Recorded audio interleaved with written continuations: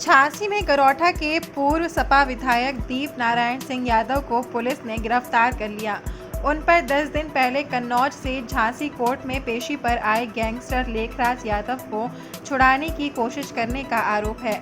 अब तक इस मामले में विधायक दीप नारायण के साले रिश्तेदार समेत 12 लोगों को गिरफ्तार किया जा चुका है। दीप नारायण सिंह यादव अखिलेश यादव के बेहद करीबी माने जाते हैं। केस के नाम आने के बाद पुलिस ने रविवार देर रात उनके घर पर छापा मारा था। दीप नारायण घर पर नहीं मिले थे। उनके बेटे मोन यादव को पुलिस ने हिरासत में लिया।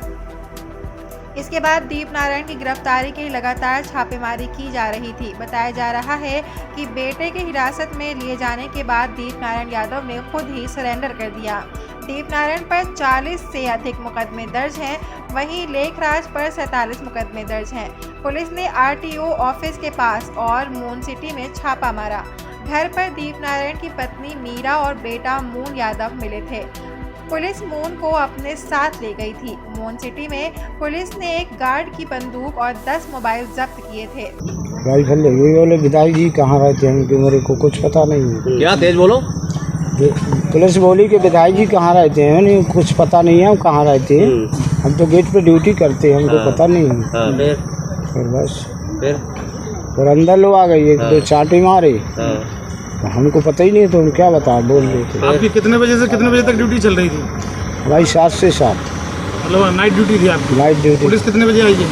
पुलिस आई वही 3 बजे की लग रहा है। फिर क्या हुआ उसके बाद? फिर पुलिस घूमती फिरती रही, देखती रही। कितने लोग, कितनी गाड़ियाँ थी? कोई 10-15 हज़ार। आपका मोबाइल और आपकी राइफल लेकर क्या कह के ले गए? वो कह रहे थे वहीं, हमने की सर वो हमारी राइफल और मोबाइल दे दो। कह रहे थे वहीं आना थाने में, हम दे देंगे। अच्छा, कौन से थाने बुलाया? नवाबाद को। नवाबाद थाने में बुलाया। तो लाइसेंस होगा ना आपके पास? हाँ बोले लाइसेंस लेके आना। कौन सी राइफल थी कि और कोई असला था? 315 राइफल। और भी मोबाइल लेगा कई लोगों के?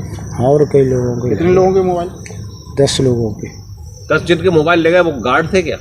कुछ गार्ड थे, कुछ यहीं एक ड्राइवर का।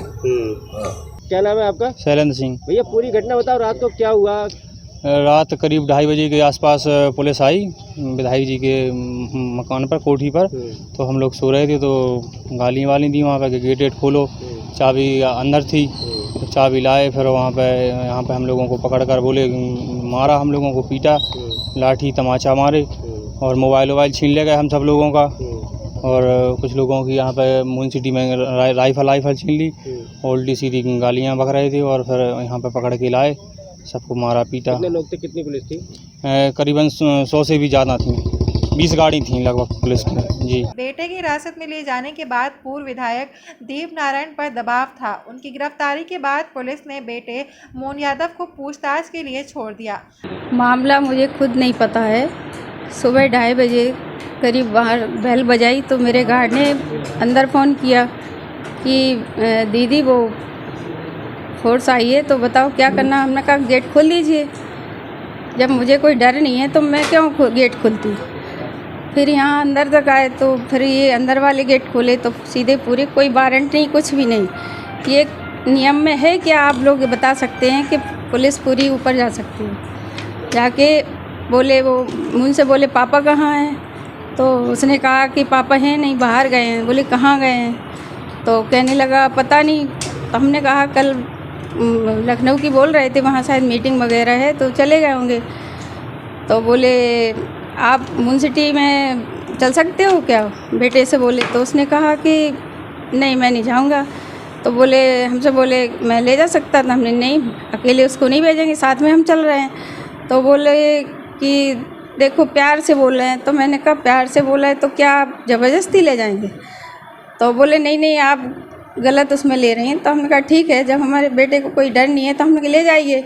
उसके बाद 3 घंटे वहाँ पूरे मून सिटी में हमारे स्टाफ को मारा, बंदूकें छीन ली। गेट कीपर थे वो, उनकी भी बंदूक वगैरह छीन ली, कई लोगों की मारपीट की। तो ये आप लोग ये बताइए क्या ये ज़माना है कि किसी को भी मार सकते हैं? दूसरी बात, बेटे को किस बेस पे ले जा रहे हैं, उसने क्या किया? तो मैंने कहा बेटे का, फिर मैं वहाँ पहुँची तो सीओ थी मोट की और एक और थे। तो मैंने कहा कि आप बताइए बेटे वो क्यों लेके रखे। बोले विधायक जी को आप बात करा दीजिए, मैं छोड़ दूँगा। तो हमने विधायक जी ने भी क्या किया, तो बोले, हमने कहा बेटे का क्या मैटर है, तो बोले वो मौत का चुनाव के पीरियड का सीओ बोली मौत के चुनाव के टाइम के मतलब केस है।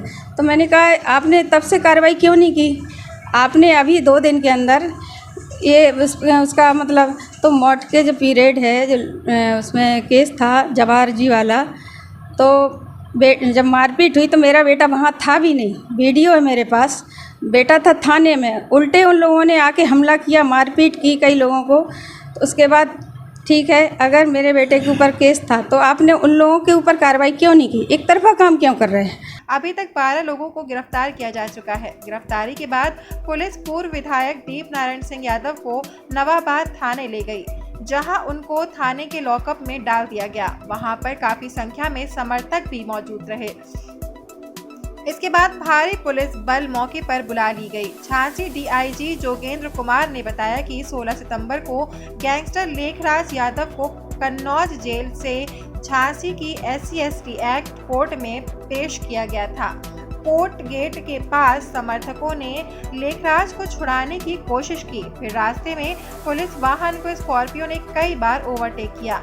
डर के मारे कन्नौज पुलिस लेखराज को लेकर मोट थाने में घुस गई। इसके बाद वहां से रवाना हुई तो एटा में लेखराज ने सिर पर मारकर आत्महत्या करने की कोशिश की। इसके बाद कन्नौज पुलिस ने अपने उच्च अधिकारी को अवगत कराया, फिर भारी पुलिस बल के साथ लेखराज को कन्नौज ले जाया गया।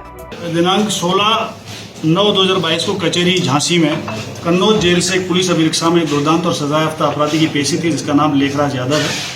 वहाँ कचहरी परिसर में कई लोगों ने पुलिस वाहन को घेर लिया और वहाँ पर पुलिस वालों पे दबाव बनवाया और छीना झपटी करते हुए उसको छुड़ाने की पूरी कोशिश करी।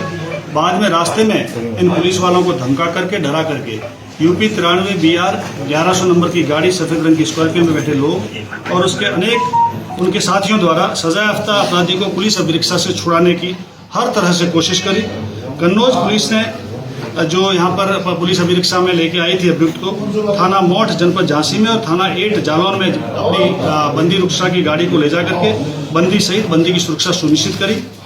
इसके बाद बंदी ने थाना 8 में अपना सर फोड़ने का प्रयास भी किया और आत्महत्या में पुलिस वालों को फंसाने की धमकी भी दी।